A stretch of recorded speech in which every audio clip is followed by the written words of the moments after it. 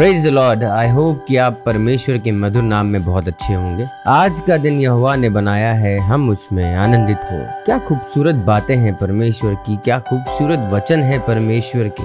Promise of God, परमेश्वर का वादा जो कभी भी टलने का नहीं। एक रास्ता है जो परमेश्वर की तरफ जाता है, एक रास्ता है जो नाश की तरफ जाता है। आज का जो परमेश्वर ने वचन दिया है वो पाया जाता है मत्ती 7 और 13वीं आयत में।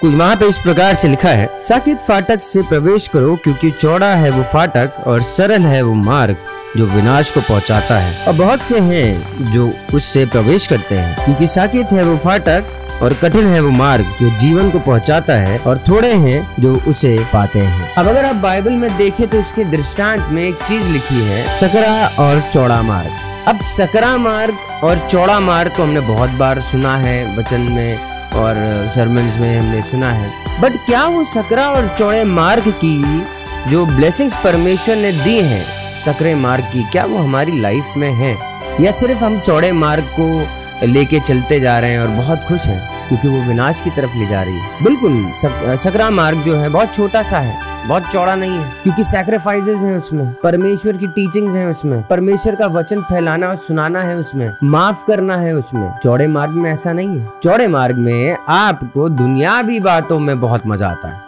क्योंकि वो चौड़ा मार्ग है। चौड़े मार्ग पे चलते रहते हैं तो हमको पता है कि हम वहाँ चौड़ा मार्ग है, गिरेंगे नहीं। बहुत सी लाइफ में ऐसा भी आ जाता है कि जब हम उस मार्ग पे चल रहे होते हैं तो कभी कभी ऐसे भी हर्डल्स आ जाते हैं जिसपे हम गिर भी जाते हैं, बट कोई नहीं, चौड़ा मार्ग है, चल देंगे।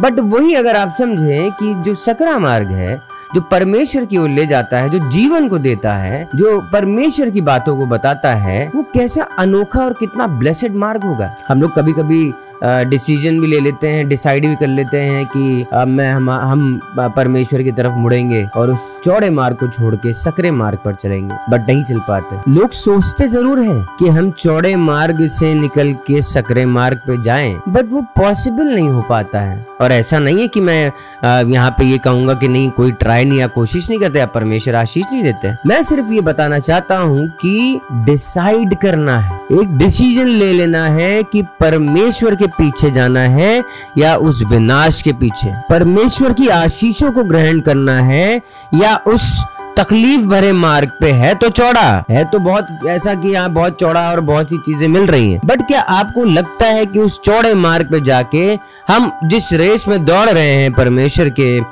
पास पहुंचने के लिए, हमको क्या कोई रिवॉर्ड मिलेगा? क्योंकि सकरे मार्ग पे बहुत कम लोग जा पाते हैं और हमारा डिसीजन भी उसी पे आधारित हो जाता है। अब हम यहाँ पे अगर सकरे मार्ग पे जा रहे हैं तो चीजें भी उसी के हिसाब से हो, ये जरूरी नहीं है। परमेश्वर ने आपको बुलाया है, आपको इस दुनिया में भेजा है, तो परमेश्वर के वचनों को प्रचार करने के लिए भेजा है। उनकी तरह, परमेश्वर की तरह नम्र और दीन बनना है, दूसरों की मदद करनी है, दूसरों को वचन देना है। मुझे लगता है कि अगर हम सकरे और चौड़े मार्ग पे कंपैरिजन करें तो बड़ा डरावना लगता होगा ये सकरा मार्ग, क्योंकि फिर हमें जो चौड़े मार्ग पे अभिलाषाएं दिख रही हैं वो नहीं मिलेंगी।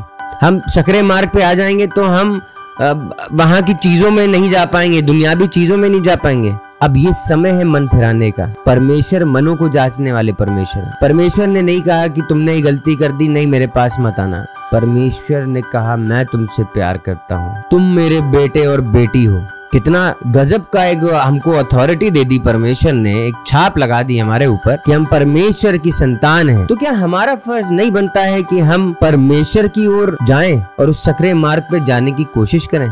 शैतान तो बैठा इसीलिए है कि आपको रोक दे, आपको कह दे अरे नहीं नहीं मत जाना, अरे वहाँ क्या करना है जाके, यही ठीक है, यही जीवन है। मेरा आपको बताने का सिर्फ यही रीजन है कि समय निकट है, और जो झूठ का पिता है शैतान, वो बहुत ऐसे पीछे पड़ा है कि वो कब किसको खा जाए, चीर फाड़ दे। परमेश्वर के अनुग्रह में बने रहें, परमेश्वर की आशीषों को ग्रहण करें, परमेश्वर की तरफ बढ़ें, परमेश्वर से कहें आपका सपोर्ट करें, आपका हाथ पकड़ के वो अपने पास बुला ले। परमेश्वर की आंखों में बहुत सी ऐसी चीजें हैं जो कि ग्रहण योग नहीं है। हमें उस चीजों पे मनन करना है और उस चीजों पे ध्यान देना है कि हम परमेश्वर के पास कैसे पहुंच पाएंगे। आपने वचन में पढ़ा होगा, मांगो तो तुम्हें दिया जाएगा, खटखटाओ तो तुम्हारे लिए खोला जाएगा, ढूंढोगे तो पाओगे। अब ये तीनों चीजें ही डिफाइन करती हैं हमें कि हमें करना क्या है। हमारी लाइफ में ये ऐसी सिचुएशन आ जाती है कि हम फिर परमेश्वर से जब प्रार्थना करते हैं कि परमेश्वर मैं तो तब से खटखटा रहा हूँ, मैं तो तब से ढूंढ रहा हूँ, मैं तब से मांग रहा हूँ, नहीं दे रहे हैं। आप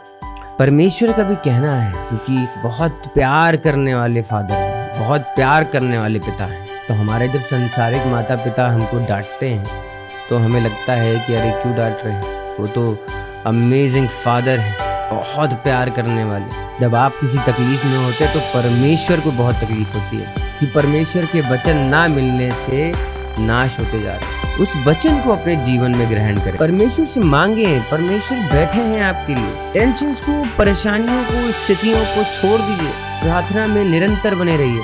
निरंतर बने रहने का मतलब ये नहीं कि आप हर समय प्रार्थना करते रहें। बिल्कुल कर सकते हैं, जैसा कि मैं कभी भी कहीं भी जाता हूँ या होता है, मैं प्रार्थना करता रहता हूँ, मैं बात करता रहता हूँ परमेश्वर से। ये मुझे अच्छा लगता है, वो जवाब मिलते हैं मुझे। और आज का दिन तो बहुत अमेजिंग दिन है। तो बस मेरा इतना सा कहना है आपसे कि परमेश्वर आपको आशीष दे, परमेश्वर की नजदीकी में बढ़ें, वचन से प्यार करें, वचन में डूब जाएं, ताकि परमेश्वर आपको ग्रहण करे और आपको इस्तेमाल करे, बहुत आयत से इस्तेमाल करे। God bless you.